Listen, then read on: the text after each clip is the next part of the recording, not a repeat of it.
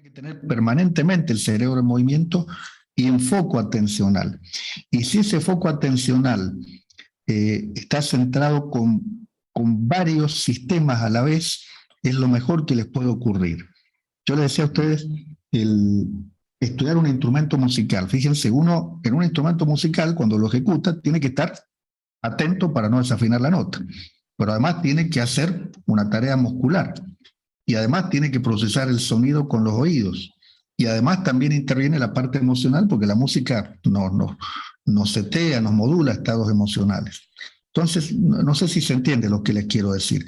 Y esto hay que tratar de hacerlo cuando dicen los músicos están entre las personas que tienen menos problemas de salud mental a edades muy avanzadas. Pero también hay que verlo, y ahora se están empezando a dar cuenta por qué ocurre esto. No es porque la música tal cosa, sino porque es un ejercicio liviano, sencillo, pero que pone a trabajar muchas redes del cerebro a la vez. Entonces las redes neuronales hay que entrenarlas, siendo creativo. Al que no le gusta la música lo hará con otra cosa, pero perdemos mucho más redes neuronales a medida que no las utilizamos. Porque, bueno, por supuesto, el envejecimiento inevitablemente nos lleva a eso. Sí. ¿Qué tiene que ver la neurotecnología con todo esto? La neurotecnología tiene que ver con esto. Se acuerdan que el cerebro trabaja por imágenes. A edades avanzadas tenemos que moverlo el cerebro igual. Lo peor que nos puede pasar, aun cuando estemos en silla de ruedas, aun cuando estemos en la cama, el cerebro hay que moverlo. Esto es tal vez de la neurotecnología hoy, el gran hallazgo de la neurotecnología en este plano que estamos hablando, es que las redes, no sé si ustedes lo han vivido, tal vez a esta edad, pero uno a veces está mucho tiempo sin hacer gimnasia, retoma la gimnasia y la naturaleza es muy bondadosa. Rápidamente los músculos, no digo que vamos a tener los músculos que teníamos a los 40 o a los 20 y pico o a los 30, pero nos sentimos mejor. No sé si están de acuerdo conmigo. Y no con mucho esfuerzo. Uno levanta una pesita de 2 kilos, 5 kilos y ya el músculo se va de poquito tonificando, se va sintiendo mejor. Uno ya se siente que puede levantar cosas que antes no levantaba. Bueno, digo, en la naturaleza es muy... Con el cerebro pasa exactamente lo mismo. Ejercitarnos. La neurotecnología lo que hace, fíjense, vamos a ir muy rápido a esto, es inventar desarrollos, inventar llegue o inventar aparatitos que de alguna manera, por ahora, nos ayudan a ejercitar al cerebro y también le ayuda a la investigación a retomar datos, por ejemplo, como el caso de esta tecnología, el striking, que permite a los investigadores ver cómo las personas van centrando su atención y en qué las personas naturalmente tienden a centrar su atención. Estos aparatitos lo que hacen es emitir y recibir un rayo infrarrojo que le da al investigador, le da idea de dónde la persona está. Fíjense, acá tiene la persona que está mirando un paisaje y bueno, cuáles son las cosas que más le llaman la atención a ella. Y además le están midiendo, por otro lado están cableados para medir ondas cerebrales y para medir la transconductancia de la piel, con lo cual se hace un correlato muy interesante entre lo que la persona está mirando y cuál es el estado emocional que ella tiene. Y uno de los conceptos interesantes es que todos tendemos a mirar aquello que nos hace sentir mejor. Aunque parezca obvio, es interesante porque también otro hallazgo interesante es que a todos no nos impacta de la misma manera una determinada imagen, como en este caso estamos viendo. Bueno, eso es un campo de estudio de la neurotecnología muy interesante que se aplica, fíjense acá, se aplica, por ejemplo, en los grandes auditorios, se aplica en las películas, donde hoy, por ejemplo, lo que se hace cuando en Hollywood, en todas estas grandes productoras, le colocan este tipo de sensores a las personas que van al cine, que ven la película, y van observando, van midiendo cuáles son las escenas que más les impactan, cuáles son los segmentos de película que tienden ellos a prestar mayor atención, cuáles son los efectos que tienen sobre las personas, y toda esta data, todo todo este data mining que hoy está tan de moda, ellos lo aplican para ir diseñando películas mucho más atractivas, ¿no? En el campo educativo, y ahí alguien me preguntaba recién esto con el tema de la educación, también lo están haciendo dos universidades americanas a modo experimental, donde están viendo, están midiendo el nivel atencional de los chicos en el aula, de los alumnos en el aula, y viendo con qué temas ellos van generando mayor interés y viendo con qué profesores van generando mayor interés, y hay todo un campo de estudio también relacionado con eso. Como conclusión, una conclusión interesante para los que somos docentes es que difícilmente un alumno pueda mantener la atención más allá de 20 minutos, hay que tratar de hacer temas intercalados, hay que tratar de cambiar vías de estímulo, o sea, si mi estímulo es muy solamente hablo y no lo impacto con una imagen y probablemente pierda rápidamente la atención. Bueno, todo ese tipo de cosas se hace con este gran análisis de datos poblacionales. Ahí tienen algo de lo que hacemos nosotros en el laboratorio, que son interfaces cerebro-computadora, que lo que hacemos nosotros es medir con estas interfaces, que se colocan electrodos. La diferencia con un electroencefalógrafo que tiene muchos menos electrodos de entrada y uno los puede colocar, si estoy estudiando la atención, yo puedo colocar los electrodos, como les dije recién, en la parte frontal, en la parte parietal, digamos donde interviene la red atencional. Y vamos sacando los espectros de energía y entonces uno puede darse cuenta, a la persona le hacemos mirar algo en una pantalla y podemos ir midiendo el nivel atencional junto con el comportamiento emocional que genera en la persona.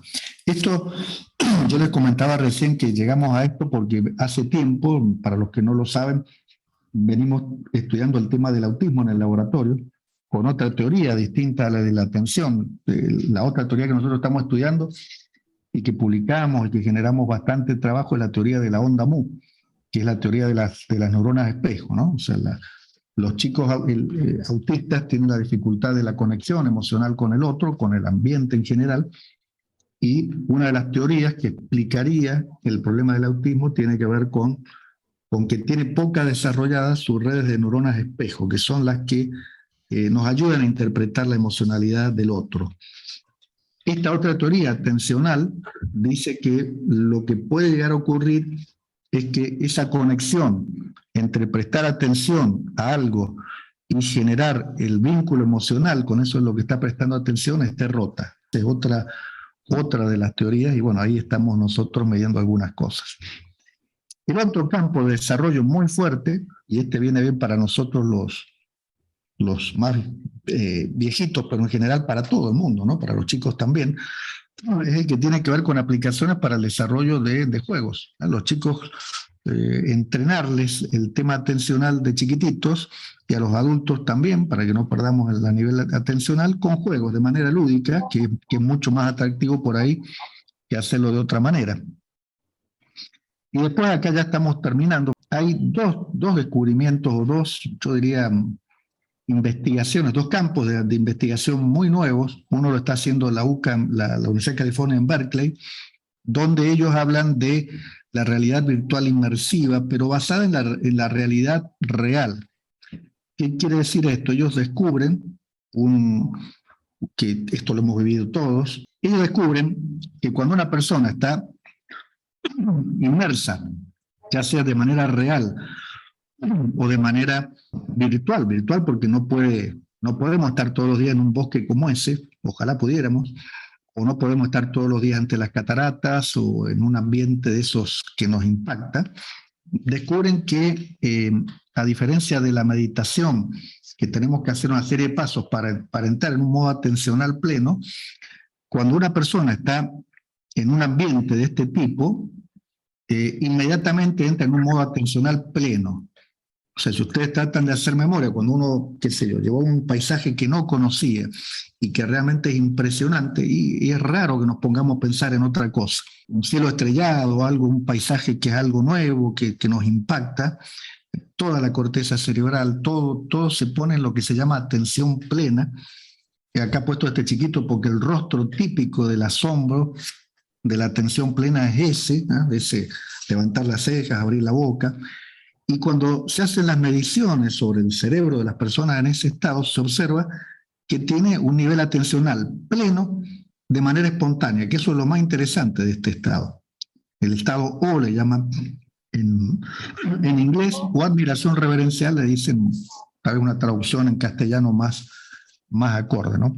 Este estado, lo interesante que tiene es que nos lleva a un modo atencional pleno, como les dije recién, y han visto que en enfermedades muy difíciles de tratar, como la depresión recurrente, ha tenido muy buen impacto, porque prácticamente la persona, imagínense lo difícil que es trabajar con un depresivo, no tiene que hacer ningún esfuerzo, simplemente se lo lleva a la parte de la terapia se trata de llevarlos a este tipo de lugares y nuestro cerebro solito está preparado para tener esa respuesta. Y hay toda una explicación de por qué, que sería largo explicarlo. Pero nuestro cerebro, cuando está inmerso en estos paisajes naturales o en otro tipo de estímulo, que sería largo ahora charlarlo acá, pero es como que está preparado para responder justamente en lo que se llama una atención plena, que tiene dos características. Una, que nos bombardea con una inmensidad tan grande que nuestro cerebro no lo puede procesar. Y la otra, que parece que en esa gimnasia donde está el secreto de por qué impacta también en la depresión, y es que el cerebro solo hace el esfuerzo de tratar de entender eso, por eso se dice es un proceso de impacto y de reacomodamiento. Ese ejercicio es como un ejercicio que si se hace de manera reiterada en pacientes depresivos, parece que les hace muy bien, mucho mejor que cualquier otra medicación conocida, por lo menos hasta ahora, para no volver a caer en la depresión, estoy diciendo, ¿no? Este es un descubrimiento muy interesante, una línea de investigación que no debe tener más de 7 u 8 años, y también explica muchas cosas, también explica por qué los seres humanos naturalmente buscamos irnos de vacaciones, buscamos ir a lugares que sean paradisíacos. El ser humano tiene una tendencia natural a sumergirse, digamos, de alguna manera en la naturaleza y buscar ese tipo de impacto, porque nos hace bien. Lo hacemos instintivamente, pero ahora sabemos por qué lo buscamos, ¿no? Por un lado. Y lo que se hace en nuestro laboratorio, hay un par de chicos muy metidos en esto de la realidad virtual, que no sé si ustedes lo han vivido, la experiencia de inmersión en realidad virtual. Por supuesto no es lo mismo que estar en la naturaleza, pero la verdad que es bastante fuerte, porque yo acá tomé conciencia, no sé si ustedes lo han hecho, por eso les pregunto, pero yo me puse el casco de realidad virtual en el laboratorio y me acerqué a un precipicio. Ese era el contexto de la realidad virtual, ¿no? Y por supuesto, yo sabía que estaba en el laboratorio, que estaba parado en el laboratorio, que no estaba el precipicio ahí, pero mi cuerpo reaccionó exactamente igual con el pánico que si hubiera estado al lado del precipicio. Esto es fuerte porque lo que quiere decir es que ya venimos preseteados para sentir de alguna manera todo lo que sentiría una persona que está al lado de un precipicio que quiere correrse para ponerse a resguardo. Entonces me entré a marear, sentí un dolor de estómago terrible y yo digo, pero ¿cómo puede ser si yo sé que no estoy al lado del precipicio? ¿Se entiende? Entonces eso yo lo traspolo a esto y digo, no, la verdad que por lo menos de alguna forma le acerca a la persona la posibilidad de estar ante paisajes maravillosos.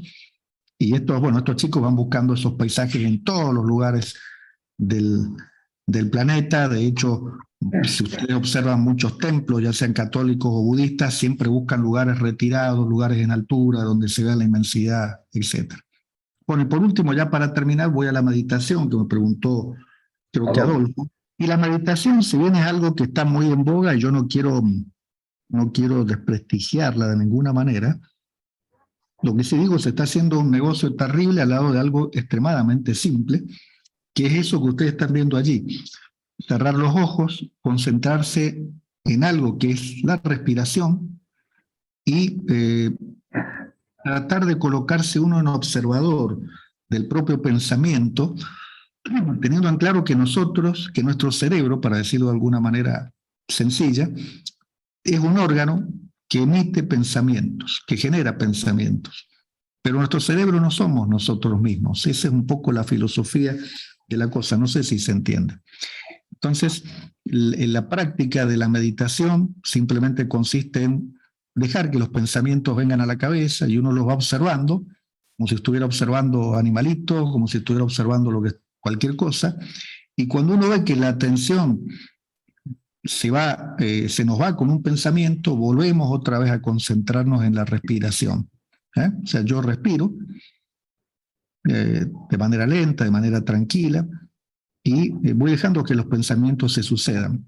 Hay un pensamiento que me engancha y me olvidé de la respiración, me olvidé, y me fui con ese pensamiento. Cuando me doy cuenta que me fui, vuelvo otra vez a la respiración.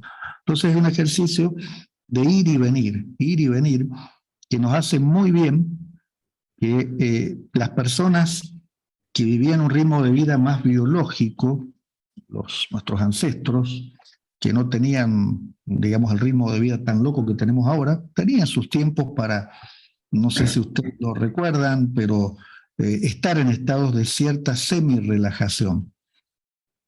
Como hacen de manera natural estos animalitos que ustedes ven ahí, los gatitos, ustedes los van a ver, que a lo largo del día, y a veces más de una vez, ellos están, como está esa chica, están despiertos, porque el kit del mindfulness es estar despierto, y están con los ojitos cerrados, con lo cual disminuyen el bombardeo de la corteza visual, que es terrible para nuestro cerebro, y simplemente se concentran en su respiración. En ese proceso, cuando uno lo sostiene 10, 15, 20 minutos, lo que se ha visto es que disminuye drásticamente la producción de cortisol, se comienzan a generar neurotransmisores que favorecen, un poco respondiendo a Gabriela, inducen de alguna manera a un estado de mayor relajación que nos predispone mejor para tal vez entrar en un estado de sueño. Alguna gente queda dormida con eso, con este tipo de ejercicio. Y otra gente que tiene mente más inquieta, tampoco le alcanza este esquema de trabajar para lograr una atención más plena. La atención plena se le llama también a esto porque uno tiene la atención centrada en la respiración, pero otros logran la atención plena con estas experiencias o con estas experiencias que les comenté anteriormente en la naturaleza. El mindfulness es un estado de atención plena porque lo que estamos haciendo ahí es salir del modo default de este pensamiento divagante para volver siempre al concentrarnos en la respiración. Cuando esto se hace, y esto es lo más interesante, ya con esto terminamos, lo que se ha visto es que el cerebro va regenerando estructuras. Así yo le decía recién, uno cuando empieza a hacer un poquito de pesas, levanto una pesita todos los días, o día por medio de 5 kilos, y hago 20, 30, 40, uno con los días va viendo que el músculo se va tonificando. Lo vemos porque el músculo lo podemos ver.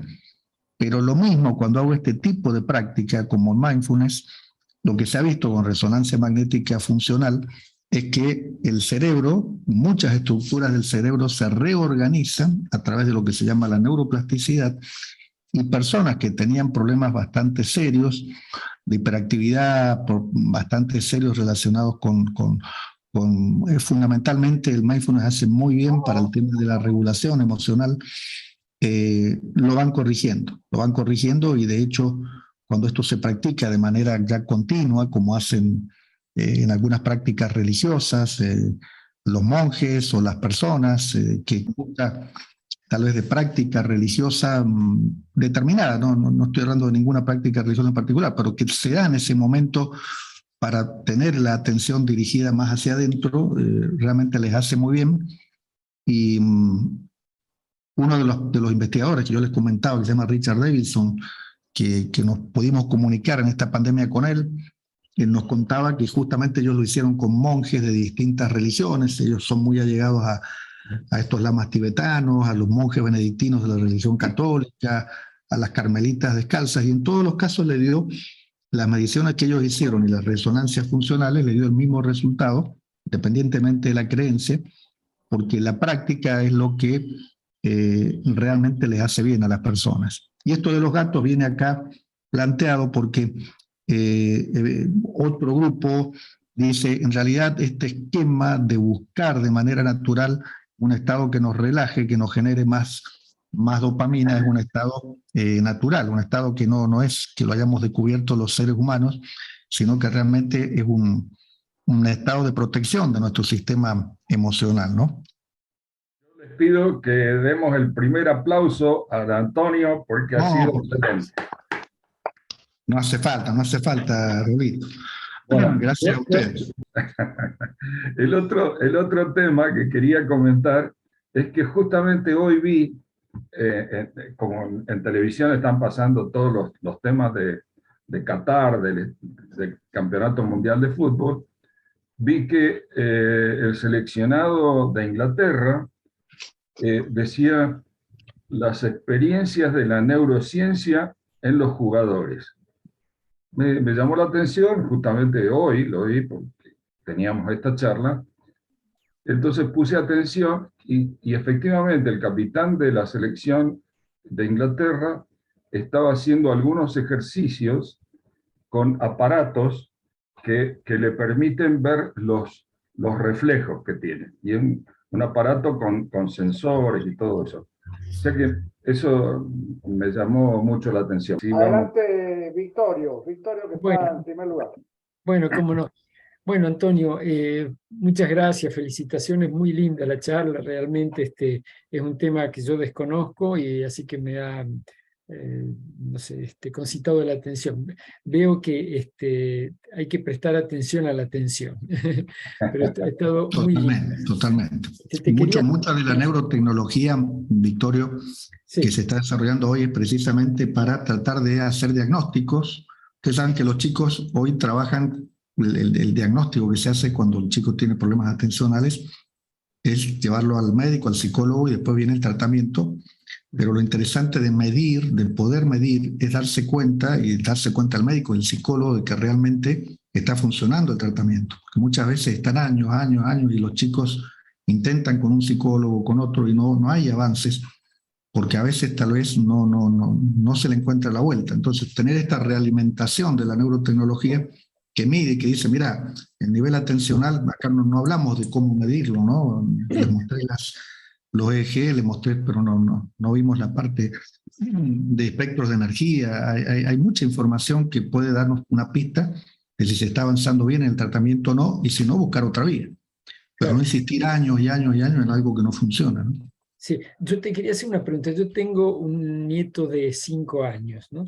Y por ahí, cuando hablabas del tema atención, por ahí mi atención pasó a la figura de él, porque claro, por ahí es difícil mantener atención en cosas que uno quiere, pero uno ve que internamente él está metido en un mundo interior a él, ¿viste?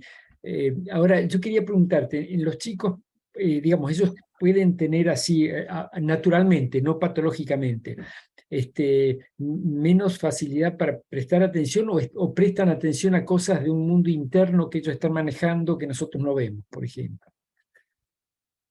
Mira, yo primero siempre aclaro, no es mi especialidad, ¿no? El tema de la parte médica, pero en general lo que se ha visto hoy con los chicos es que, digamos, a diferencia nuestra, ellos viven en un mundo bombardeado de información. Entonces, el tipo de atención, hay un autor, Pirker, muy interesante, que él dice, el contexto actual está generando cerebros que son distintos a los nuestros, pero cerebros físicamente distintos a los nuestros. Y distintos porque los padres le dan hoy a los chicos el celular para que se entretengan. Entonces ves chiquitos de 3, 4 años que ya están con el celular, y después están con la computadora, y después están con el juego.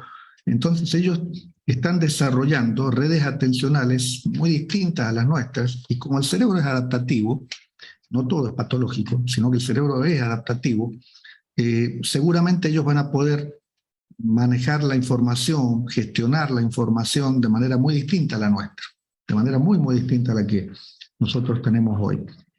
Y ya la cosa se torna extrema, por supuesto, que el chico cae en un nivel de hiperactividad que le impide funcionalmente aprender algo, o si está en una fila no soporta la espera, o todo lo que implica una atencionalidad afectada por la hiperactividad, ya eso sí hay que consultarlo con los médicos, con los psicólogos y ver cómo se trata.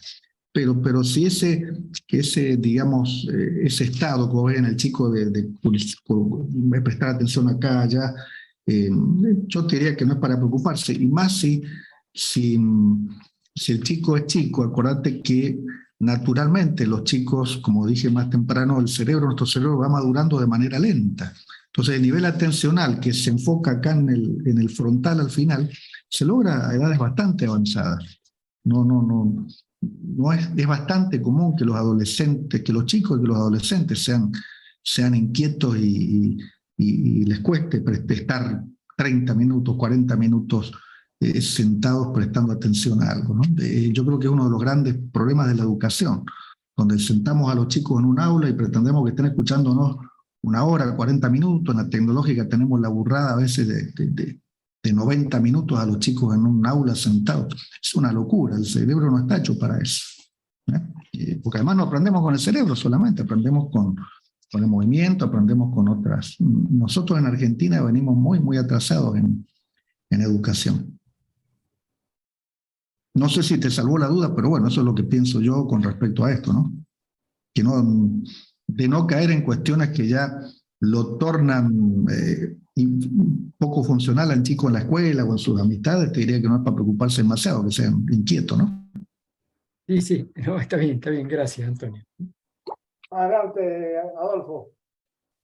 Sí, Antonio, realmente muy instructiva tu charla, muy buena.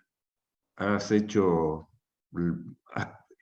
práctico lo que decís respecto de no tener la atención más de 20 minutos, 30 minutos con el test, con tips en el medio que han hecho que no perdamos la atención nunca. Y realmente habla muy me bien, encanta lo que habla muy bien, Adolfo, de que estamos, a pesar de nuestra edad, tenemos capacidad atencional, y eso habla muy bien de nuestra salud, ojo, ¿eh? Así que yo nos felicito a todos los que estamos acá. Y además, quiero felicitarte por un tema que para mí es muy importante, y es las investigaciones que estás llevando adelante. Preocuparte desde Mendoza por el tema del autismo, aplicando las herramientas de la neurotecnología, me parece vital. Y creo que es un aporte, estoy seguro que es un aporte muy importante para la sociedad, y les felicito que estén abocados a aportar a estas enfermedades que son tan importantes. Bueno, gracias. Yo te cuento, para no arrojarme el mérito, que en realidad tenemos un investigador nuestro, un investigador del laboratorio, que justamente fue papá de un chico autista, y ahí empezamos con, yo le diría, una línea muy sencilla sobre el autismo, con los juegos, que empezó él mismo, y después se fue sumando un investigador venezolano que tenemos, que es muy, muy bueno en el diseño de interfaces cerebro-computadora.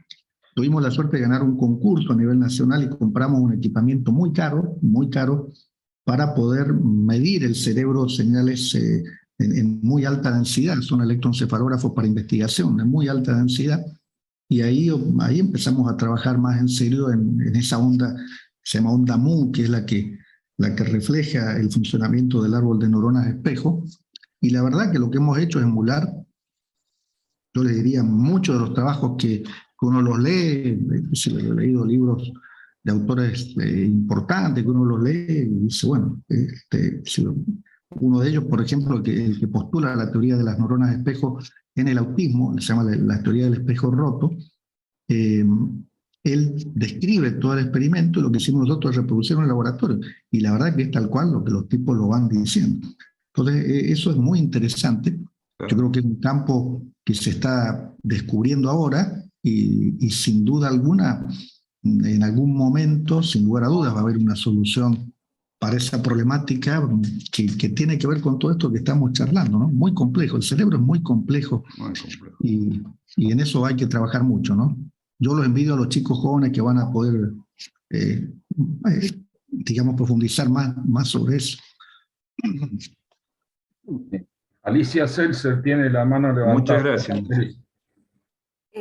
Sí, yo quería reiterar las felicitaciones que plantearon las personas, los asistentes anteriores, ¿no? Al ingeniero Antonio, usted es ingeniero, calculo, ¿no? Sí, yo soy una mezcla rara, pero algunos dicen ingeniero. Bueno, sí, actualmente somos más que el título profesional que adquirimos durante el camino. Sí. Ya nos hemos transformado en Tal cual, uno tiene que estudiar muchas cosas, así que... justamente. Mi pregunta es muy concreta, muy pequeña. El modelo experimental que usan ustedes en el laboratorio son humanos o sea, tienen una muestra de autistas, o ¿cuál es el modelo experimental? Mira, nosotros te cuento el caso particular de lo que hicimos con onda MU en particular. Tomamos un grupo control en los seres humanos, para los que no me quisiera extender mucho, pero la onda MU es una onda que aparece muy particular, muy difícil de detectar dentro de un electroencefalograma. Vieron recién todos esos garabatitos que vieron cuando les mostré los electrodos. Si se han hecho alguna vez un electroencefalograma, han visto que parecen garabatos, ¿no? Entonces, detectar de ahí con un procesamiento de filtro matemático una onda MU es ya es todo un laburo. Eso ya solo es un laburo. Y después lo que hay que verificar es que la onda MU se suprime cuando la persona está viendo a otra persona en un determinado estado. Ese es, digamos, el experimento. En el caso de los chicos autistas, como ellos no tienen la función de la empatía desarrollada, la función de la empatía es la que teóricamente generan, digo teóricamente porque no deja de ser una teoría, generan las neuronas espejo, no se suprime esta onda MU. De hecho, cuando nosotros hicimos este experimento con los chicos, funcionó exactamente tal cual te digo. Lo que hicimos fue reproducir lo de la Universidad de California. La muestra que tomamos fueron de 15 chicos normales, estudiantes de la universidad, y de 7 chicos con problemas de autismo, algunos autismos profundos, como estos de autismo profundo tuvimos 3, y después tuvimos 4 con un Asperger bastante avanzado, también estudiantes de la propia universidad. Los Asperger, inclusive la universidad generó un programa en sistemas, y tenemos una alumna en electrónica que son chicos de un Asperger funcional, o sea, son casi geniecillos en la disciplina, ¿no? Son muy buenos programadores, muy buenos, y son extremadamente torpes, como los Asperger, en la vida social, en la vida emocional. En ambos casos se dio muy bien el modelo experimental que plantea esta gente de California. Ahora, yo creo que el autismo es algo que involucra también a otro tipo de disfunción cerebral, y tal vez tenga varios orígenes seguramente por ahí en algunos casos, y en muchos casos genéticos, neuroquímicos, y que el tema es cómo trabajarlos ahora. Lo que sí se vio, y este pibe que te digo que tiene el chiquito de él, con un autismo más profundo, sí, en la realidad virtual están empezando a experimentar con él y con otro chiquito más, y parece que también están teniendo muy buenos resultados porque logran impacto, que a veces en el sacar al autista de su objeto, esa atención que tiene en ese momento, es muy difícil.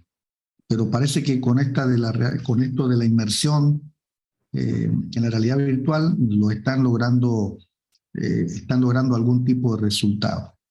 Por eso tengo que los envidio, porque tienen tiempo para todo esto que es apasionante, ¿no? Pero eso es lo que hemos hecho en pequeña escala con el autismo, ¿no?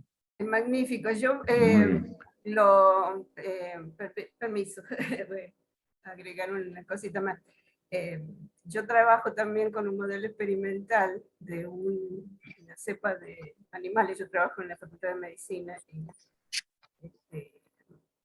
tenemos un un modelo experimental de déficit de atención, que es una rata que en su etapa de desarrollo sufre un problema de retraso en el desarrollo neurológico debido a que durante la gestación las madres de esta cepa de ratas generan hipertensión, son hipertensas, entonces crías desarrollan déficit, son un modelo experimental para déficit de atención. Entonces, se sabe muy poco, recién ahora se están prestando atención justamente a este tipo a esta problemática. Sí, sí, sí.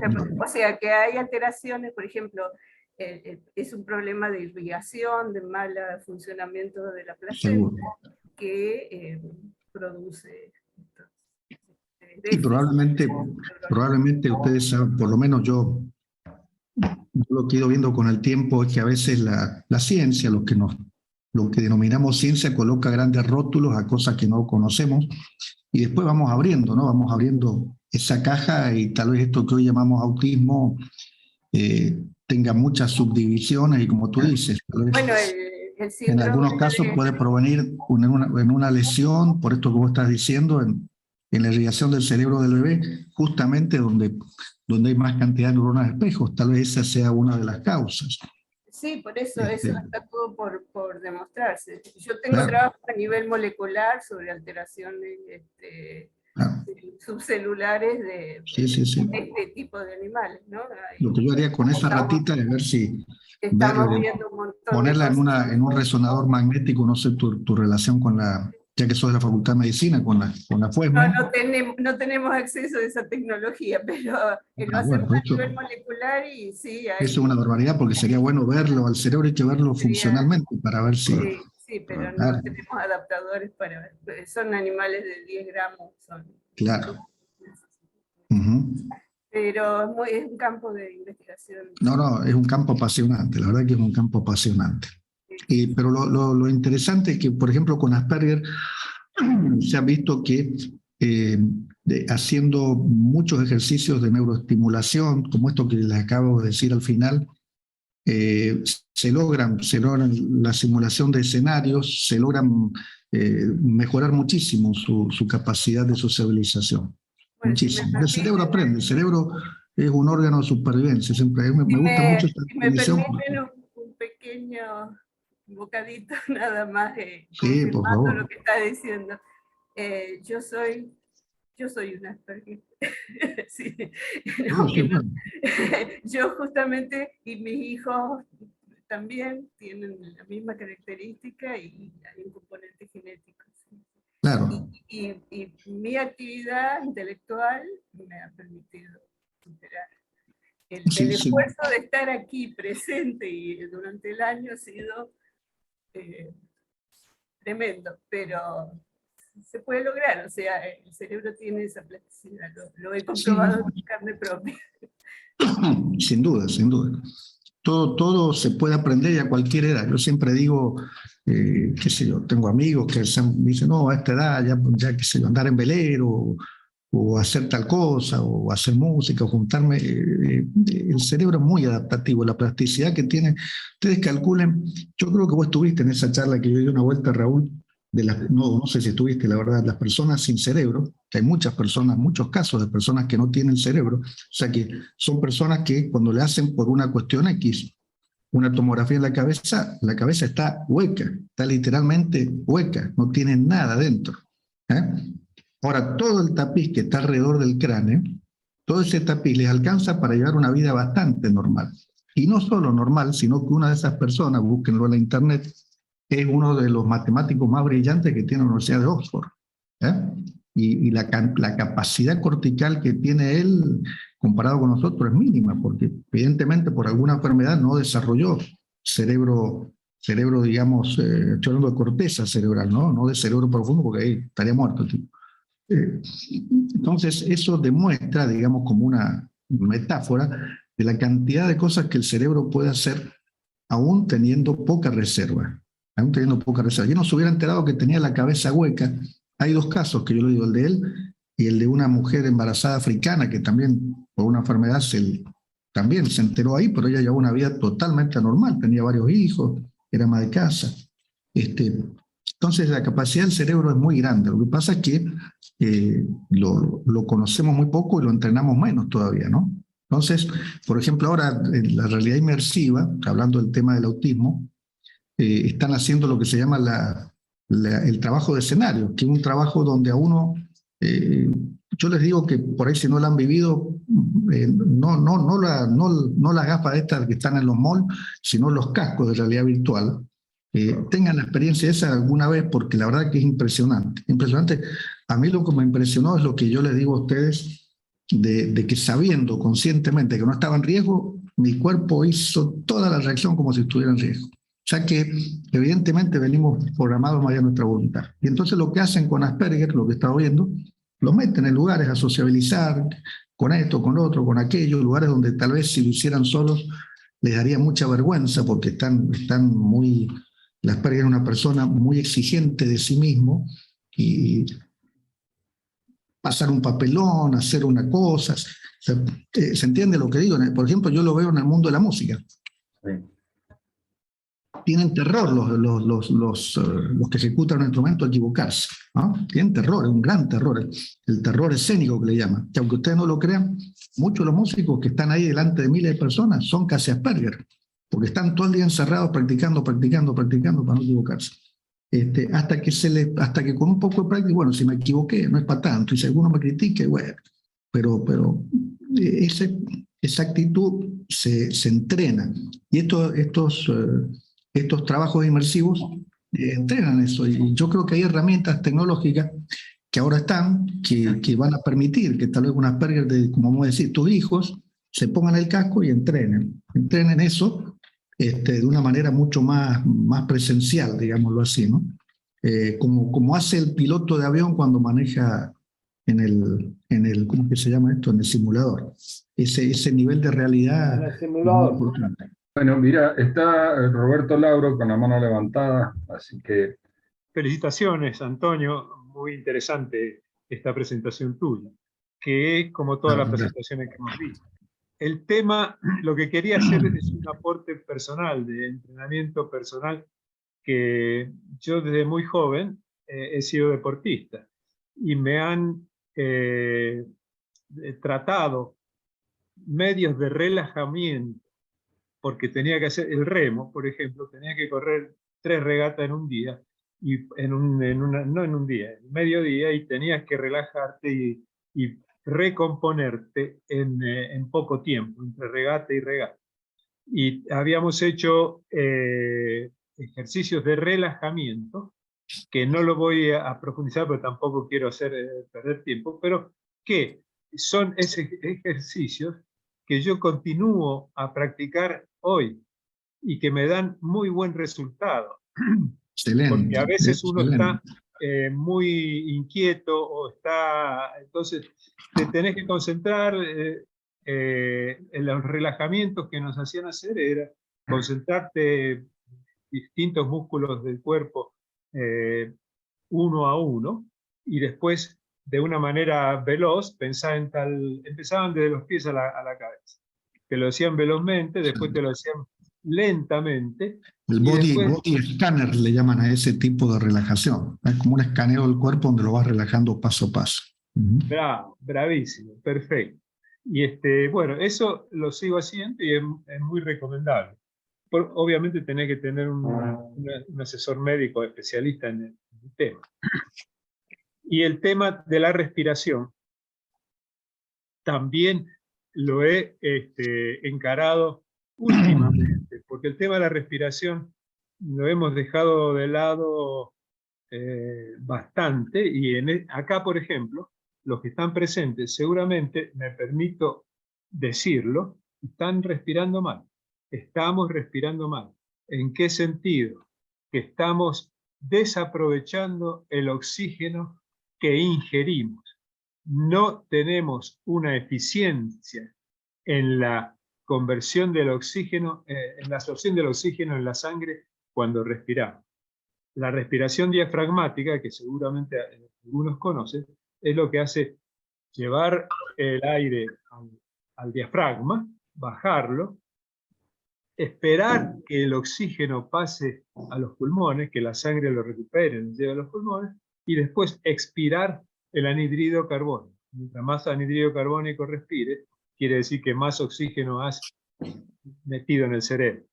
Entonces, ese tema también es importante de realizar. Y es un poco lo que hicieron esa señorita de yoga, de meditación yoga, que es la que mostraste ahí en tu presentación. Bueno, esto es lo que quería comentarte, Antonio.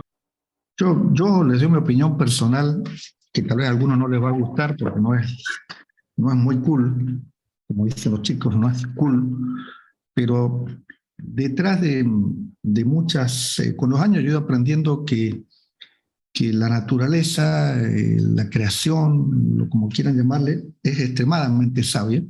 Y detrás de muchas cosas, cuando nosotros tratamos de intervenir con nuestro consciente en nuestras funciones fisiológicas, en general metemos la pata.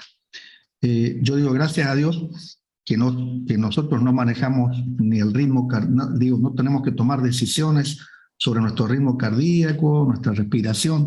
Todas las cosas importantes para la vida pasan de acá para abajo, y todas las tragedias pasan de acá para arriba. Como decía Borges, he vivido en un mundo de tragedias que nunca sucedieron, pero viví mal, porque me estuve haciendo el bocho todo. Entonces, ¿a qué viene esto? Yo creo que el mindfulness, que hoy está tan de moda, y esto lo charlaba con algunos amigos, lo discutía con algunos amigos o colegas, como quieran llamarle, americanos, que ellos son muy... hace poquito estuvimos con alemanes acá la semana pasada y ellos son muy estructurados, ¿no? Muy estructurados. Entonces hablan del mindfulness, hablan de todo esto. Y yo digo, la verdad que como negocio, porque si hay gente que sabe armar negocios, son los yanquis, que me sienten en una silla a que me relaje y que empiece a respirar de manera tranquila, concentrándome en la respiración, y que tenga que pagar por eso $2,000, $3,000, $5,000, porque uno va pasando por niveles, ¿no? Parece que hay sabidurías de niveles. Y yo leía un libro de un budista muy, muy bueno, un tipo Thich Nhat Hanh, que murió hace poquito, y él es una persona muy humilde, y cuenta, uno de los que más promovió la meditación en Europa. Él tenía el centro en un lugar al lado de París, no me acuerdo el nombre ahora del lugar, pero uno de los grandes maestros de la humanidad en enseñar a meditar. El tipo dice, nosotros lo aprendimos de los gatos. Los budistas, del budismo, aprendió mucho de los gatos porque está en su naturaleza. Está en su naturaleza. Se creó en algún otro momento, se creó el tema de la meditación trascendental, que había un tal Maharishi, que fueron los Beatles, no sé si ustedes se acuerdan, y se armó todo. Y este Maharishi, igual que este hombre al que suelo detestar demasiado, este hombre tan conocido, Deepak Chopra, armaron imperios comerciales terribles, haciéndole sentir a la gente que si hacían lo que ellos decían, se iban a curar, y si no se curaban, eran porque ellos tenían la culpa, porque no tenían la fe suficiente. Entonces, ¿a qué quiero llegar con esto? A esto que dice Lauro. Yo he aprendido con los años a ser muy, muy renuente al tema de cuando me quieren enseñar a respirar, cuando me quieren enseñar a... digo, la naturaleza es tan sabia, el cerebro es tan sabio, o sea, le ha llevado cientos de miles de años para desarrollarse, que esa práctica tan sencilla que tenían tal vez nuestros abuelos, nuestros bisabuelos, de sentarse en un momento del día, mirar las estrellas. Yo me acuerdo haberlo hecho cuando era chico con mi padre, y sentarse, mirar las estrellas y charlar y distenderse. Eso es una gran meditación. El Tai Chi, por ejemplo, que es una práctica de un movimiento muy suave, muy, muy armónico, tampoco hace falta pagar demasiado. Hay miles de videos en YouTube y hay gimnasios donde uno puede ir, y no son cosas enormemente caras ni místicas, por decirlo de alguna manera, porque cuando uno cae en la mística, en general, cae en la manipulación. Uno se torna manipulable para el otro a través de la creencia. Lo interesante, lo que yo admiro de este tipo, Richard Davidson, de la Universidad de Pensilvania, es que ellos se tomaron el trabajo de separar la creencia de la práctica, de manera tal que el que me vende la creencia no me haga creer precisamente que yo me siento bien por esa creencia que él me quiere inocular, sino que realmente me siento bien, y realmente me siento bien por la práctica. No sé si se entiende lo que quiero decir. Entonces, muchos vivillos que hay en el mundo está lleno de vivillos. Voy a un determinado, qué sé yo, escuela de yoga Pepito, o voy a la fundación tanto, acá en Mendoza, no me acuerdo cuál, que el otro día me invitaron, y el otro día, antes de la pandemia, di una charla, casi me mata, porque realmente lo que este hombre hacía era manejar, hacerle hacer un montón de ejercicios, el hombre que dirige esta fundación ahí en la calle San Martín, que la gente realmente se siente bien, y por supuesto que se siente bien. Si yo ahora nos tomamos, ahora no porque estamos todos cansados, pero unos minutos y hacemos una buena meditación y nos vamos a sentir re bien. Ahora, eso no es porque yo sea un iluminado o porque vino alguien de arriba y me dijo, no, es que la práctica es buena, la práctica es buena. Y estos tipos la usan para manipular a la gente. Entonces yo soy muy tratando también de responderte, Raúl, a esto, y por eso traigo la imagen de los gatitos, porque cuando estos amigos americanos me dicen, no, hay una persona, ¿no?, de un instituto que dice, tenés que certificar, y para enseñar a meditar tenés que estar certificado, y para hacer ese certificado tenés que pagar no sé cuántos miles de dólares, y para pasar al nivel 2, otros 3.000, y te damos el certificado tal, 4.000. Yo le digo, mira, hagamos una cosa, no quiero ningún certificado, y prefiero tener de maestro al gato y no tenerlo a ustedes. Sea Harvard, sea la universidad que sea. Creo que tengo la garganta medio. Porque la verdad que son los que mejor, si ustedes se toman el trabajo como hacían los monjes estos budistas, de observar al animalito e imitarlo en el movimiento, van a ver lo que uno aprende de ellos, ¿no? A nivel atencional, ustedes observen un gato cuando va a cazar a su presa, pero qué nivel de atención que pone el bicho, pero es una maestría, ¿no? Entonces yo por eso no quiero, no sé si está Lauro por ahí, Sí, acá estoy. menospreciar, Lauro, todas esas técnicas y todo esto. Yo en algún momento riesgosamente las practiqué, y digo riesgosamente porque a veces las técnicas respiratorias mal hechas pueden producir un daño fisiológico importante, y no creo en los maestros que por ahí tratan de enseñarle a la gente. Les tengo una enorme desconfianza, una enorme desconfianza. En general, yo he investigado mucho estas cosas y he terminado decepcionado casi de todas ellas. Entonces, me trato de abocar más a la naturaleza y hacer esas prácticas, ¿no?, más naturales. Yo creo que los monjes benedictinos, los monjes budistas, que también llevan la misma religión católica, que tienen las prácticas de la oración, los que practican el rosario, los que rezan, son prácticas realmente que hacen muy bien al cerebro, independientemente de que uno sea creyente o no, pero hacen muy bien. El problema es que todas esas costumbres como sociedad las hemos ido perdiendo, y con un pseudo baño de cientificismo, ahora nos venden el mindfulness en un paquete enlatado de muchos miles de dólares. Yo estoy en contra de eso. En particular, creo que uno puede sentarse a meditar.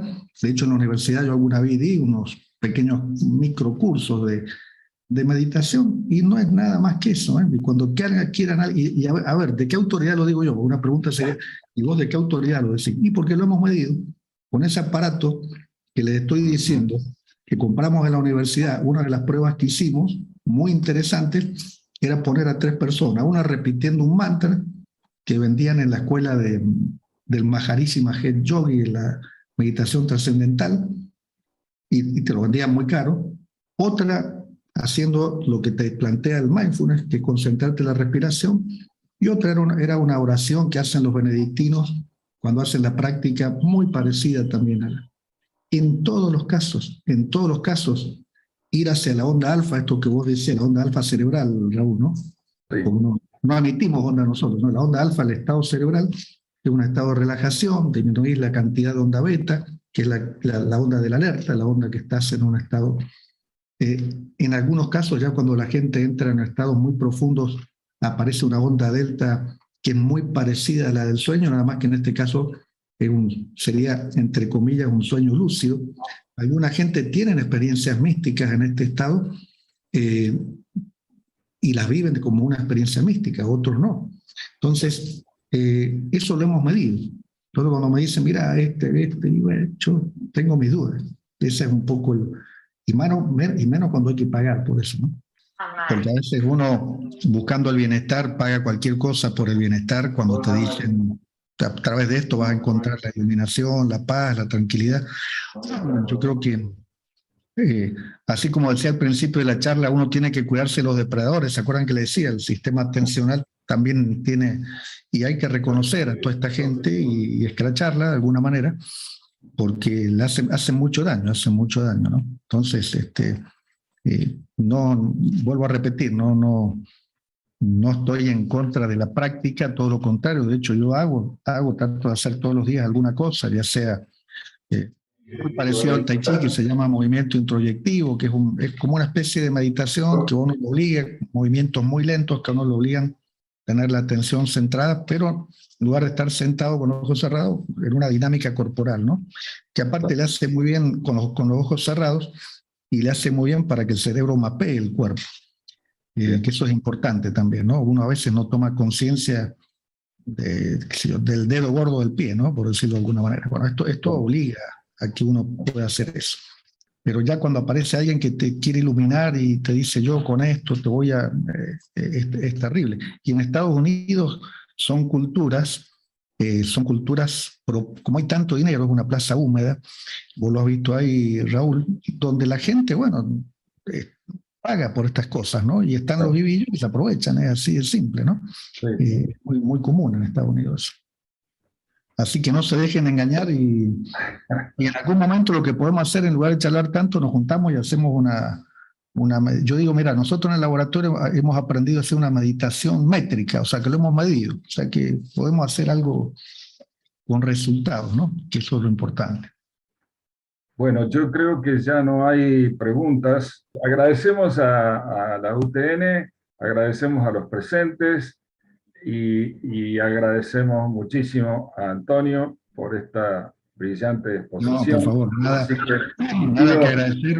que agradecer. Excelente. Un nuevo aplauso para Antonio. Está bien, no hace falta, pero tener este tiempo con ustedes para mí es una alegría y yo los felicito a ustedes porque esto, aparte de hacernos bien a nuestro cerebro, también como sociedad necesitamos grupos que difundan estas cosas.